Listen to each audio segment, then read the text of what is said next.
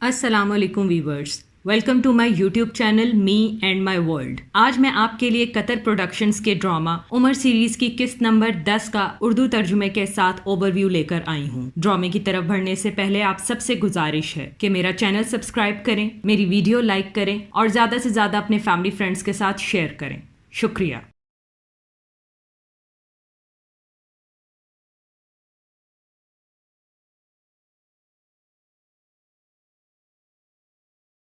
Abu Yazid मजलिस में मौजूद लोगों से मशवरा करता है कि अब हमें क्या करना चाहिए, मोहम्मद को जंजीरों में जकड़ लें या फिर कैद कर लें। उमैया कहता है नहीं, हमें उन्हें जिला वतन कर देना चाहिए। अबू अल हकम कहता है ये अच्छा मशवरा नहीं, हमें चाहिए कि हम हर कबीले के एक बहादुर जवान को एक तेज धार तलवार दें। हम सब जाएंगे, मोहम्मद पर हमला करेंगे और उन्हें मार डालेंगे और फिर हमें उनसे हमेशा के लिए छुटकारा मिल जाएगा। इस तरह सारे कबीले उसका खून आपस में बांट लेंगे तो फिर अबद मनाफ कबीला उसकी मौत का बदला न ले पाएगा और मुआवजे के लिए हम पर जोर डालेगा जो हम खुशी खुशी अदा कर देंगे। इस मंजर में अबू बकर हिजरत की तैयारी कर रहे होते हैं। उनकी बेटी इस्मा उन्हें हिजरत का सामान देती हैं और उनका बेटा अब्दुल्ला गली के कोने पर खड़ा होकर पहरा दे रहा होता है कि कोई देख न ले। अब्दुल्ला अपने वालिद के पास आकर कहता है कि अभी खामोशी है। अबू बकर अपने दोनों बच्चों को कहते हैं कि तुम्हें पता है ना कि मैं खुदा के रसूल से मिलूंगा। दोनों बच्चे सर हिलाते हैं। इस्मा अपने वालिद को जाते देख रोने लगती हैं। अबू बकर अपने बच्चों से दोबारा मुखातिब होकर कहते हैं कि अगर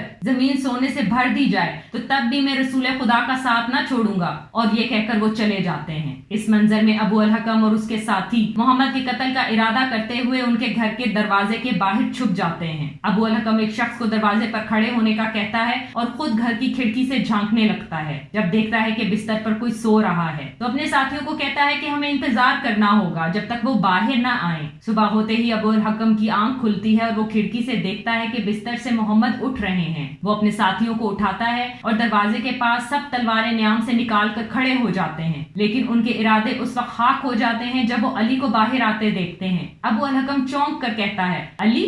अली जवाबन कहते हैं तुम्हें क्या लगता है कि मैं कौन हूँ? अबू अल हकम पूछता है मोहम्मद कहाँ है, और फौरन घर के अंदर दाखिल हो जाते हैं। अली कहता है मुझे नहीं मालूम, वो चले गए। अबू अल हकम अली से पूछते हैं कि क्या तुम उसके बिस्तर पर थे? अली हाँ में सर हिलाते हैं। वो सब गुस्से से अबू बकर के घर चले जाते हैं। अबू अल हकम अबू बकर के घर का दरवाजा खटखटाता है। इस्मा दरवाजा खोलती हैं। अबू अल हकम पूछता है कि अबू बकर कहाँ हैं? इस्मा जवाब देती हैं कि मुझे नहीं मालूम कि वालिद साहब कहाँ गए हैं। ये सुनकर अबू अल हकम इस्मा के मुंह पर थप्पड़ मारता है और वहां से चला जाता है। अबू अल हकम गुस्से में पूरे कुरैश को कहता है कि जो कोई मोहम्मद को वापस लाएगा इसे इनाम में 100 ऊंटनियां दी जाएंगी। सिराका इब्ने मालिक ये सब सुनकर अपने घोड़े पर सवार होकर मोहम्मद की तलाश में निकल जाता है ताकि इन्हें पकड़कर इनाम हासिल कर सके, और जब वो उनके करीब पहुंचता है तो घोड़ा उनको जमीन पर गिरा देता है। ये अमल 2 से 3 बार होता है। वो उकता जाता है और कहता है कि मेरा इंतजार करें, मुझे आपसे बात करनी है। ये सुनकर अबू बकर मोहम्मद की तरफ इशारा करते हैं और वापस मुड़ आते हैं।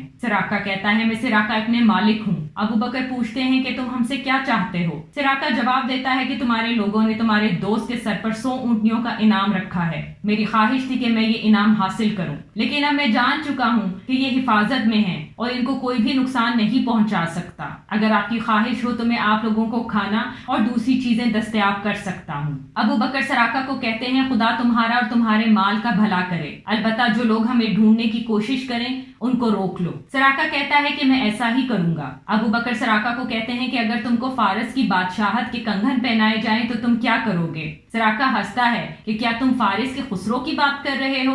अबू बकर हाँ, मुझे रसूल खुदा ने हुक्म दिया है कि मैं तुम्हें ये कहूँ जब उन्होंने तुम्हें हमारे पीछे आते देखा था। सिराका ये सुनकर हंसने लगता है। इस मंजर में 5 घुड़सवार मोहम्मद और अबू बकर की तलाश में निकलते हैं। सिराका उनको आते हुए देखता है और रोकता है और कहता है इस तरफ मत जाओ, मैंने यहाँ पर देख लिया लेकिन वो नजर ना आए। मेरी बहुत तेज नजरें हैं और मैं इस जगह से अच्छी तरह वाकिफ हूँ। मेरा घोड़ा भी तेज भागता है। ये कहकर वो चला जाता है और बाकी घुड़सवार भी वापस मुड़ जाते हैं। अली तमाम लोगों को कहते हैं कि अगर तुम में से किसी ने रसूल के पास कोई अमानत रखवाई है तो आकर मुझसे ले लो। उन्होंने मुझे कहा था कि सबको उनकी अमानतें मिल जानी चाहिए। इस मंजर में मोहम्मद के इंतजार में मदीने के बाहर तमाम लोग खड़े होते हैं। बिलाल कहते हैं कि हम खुदा के रसूल से कितने दूर हैं, हम जानते ہیں کہ خدا ان کی حفاظت کر رہا ہے، اس لیے مجھے یقین ہے کہ ان کے ساتھ کچھ برا نہ ہوگا۔ ہم کتنے عرصے سے انتظار کر رہے ہیں۔ عمر کہتے ہیں کہ ہر چیز کا ایک وقت مقرر ہوتا ہے۔ ایک شخص سب لوگوں سے متوجہ ہو کر کہتا ہے کہ خدا کے رسول آ گئے، خدا کے رسول پہنچ گئے۔ وہاں تمام لوگ خوشی خوشی ان کا استقبال کرتے ہیں۔ اس منظر میں علی پیدل ہی مدینے کی طرف روانہ ہو جاتے ہیں۔ ان کے پاؤں لہو لہان ہوتے ہیں، لیکن ان کو رسول کے پاس پہنچنے کی خواہش ہوتی ہے، اس لیے وہ کہیں رکتے نہیں اور نہ ہی آرام کرتے ہیں، اور مدینہ پہنچ کر سب سے اور عمر سے ملاقات کرتے ہیں۔ عمر انہیں کہتے ہیں علی خدا کے رسول کے سب سے پیارے کزن اور بھائی ہیں، میں تمہیں دیکھ کر خوش ہوا ہوں، اور وہ دونوں گلے ملتے ہیں، اور اب ہم سب یہاں پر ہیں، اور آج تمہارے یہاں پہنچنے پر خدا کے رسول سب سے زیادہ خوش ہوں گے۔ علی کہتے ہیں مجھے ان کے پاس لے جاؤ، وہ کہاں ہیں؟ عمر کہتے ہیں مجھے لگتا ہے کہ وہ مسجد کی تعمیر کعبہ میں کر رہے ہیں، میں بھی وہیں جا رہا ہوں۔ علی مسجد؟ عمر ہاں، یہ پہلی مسجد ہوگی جہاں پر ہم سب بغیر کسی خطرے کے نماز کی ادائیگی کریں گے۔ وہ دونوں چلنے لگتے ہیں۔ علی کو پاؤں میں تکلیف ہوتی ہے۔ عمر ان سے پوچھتے ہیں کہ تمہارے پاؤں میں کیا ہوا؟ علی خدا نے میری مدد کی اور مجھے یہاں میرے پاؤں نے پہنچا دیا۔ عمر کہتے ہیں تم کتنے اچھے ہو نبی خدا کے بھائی۔ اس منظر میں سب لوگ بھاگ بھاگ کر جا رہے ہوتے ہیں اور پکارتے ہیں رسول خدا تاکہ ان کا استقبال کر سکیں۔ محمد اپنی اونٹی پر بیٹھے ہوتے ہیں۔ مدینے کے لوگ اپنے گھروں کی چھتوں اور گلیوں میں رسول خدا کا استقبال کرتے ہیں۔ ایک شخص آگے بڑھ کر کہتا ہے رسول خدا آپ سب کو ہم اپنے گھروں میں خوش آمدید کہتے ہیں۔ عمر جواب دیتے ہیں کیا تم کو نہیں لگتا جو محمد نے فرمایا کہ اونٹنی کو چھوڑ دو، اس کو جہاں حکم ملے گا وہ بیٹھ جائے گی، اور قبیلے کا ہر شخص آگے آتا ہے اور کہتا ہے کہ خدا کے رسول ہمارے ساتھ رہیں، آپ کے پاس بہت لوگ ہیں، ہم آپ کی حفاظت کے لیے کافی ہیں۔ عمر پھر کہتے ہیں کہ خدا کے رسول نے حکم دیا ہے اونٹنی وہاں رکے گی